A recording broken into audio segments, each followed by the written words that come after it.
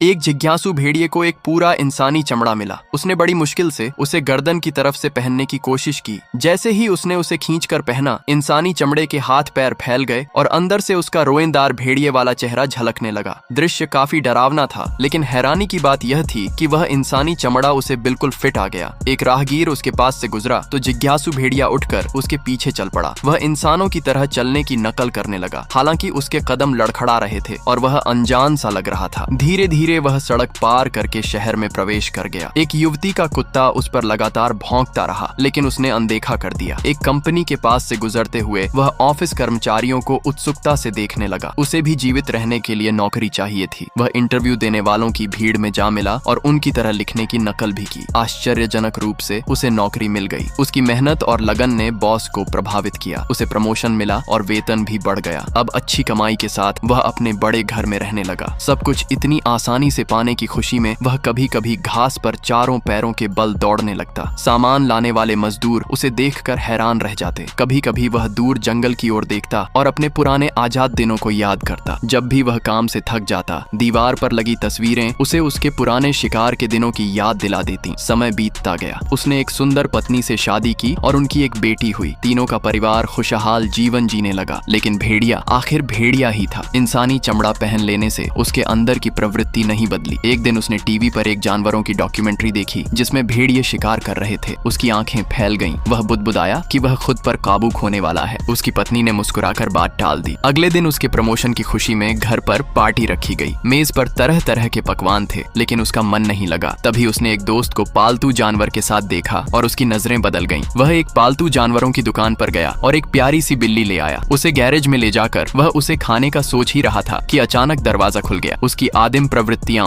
फिर जाग उठी। मीटिंग के दौरान उसका ध्यान भटकने लगा और वह खुद पर नियंत्रण खो बैठा। उसने अपने सहकर्मी पर हमला कर दिया। कमरे में मौजूद लोग स्तब्ध रह गए। अपनी पहचान खुल जाने पर वह भाग निकला। बॉस ने लोगों को उसे पकड़ने का आदेश दिया। वह घर पहुंचा, लेकिन उसकी पत्नी उसे दांत निकाले देख डर गई। अंततः उसने उसे घर से निकाल दिया। वह वापस जंगल लौटना चाहता था, लेकिन अब वहाँ इंसानों का कब्जा था। वह एक चौराहे पर अकेला खड़ा था, समझ नहीं पा रहा था कि क्या करे। तभी एक तेज रफ्तार गाड़ी आई और उसकी कहानी का दुखद अंत हो गया। ये कहानी बताती है कि हम चाहे कितनी भी बाहरी पहचान बदल लें, अपनी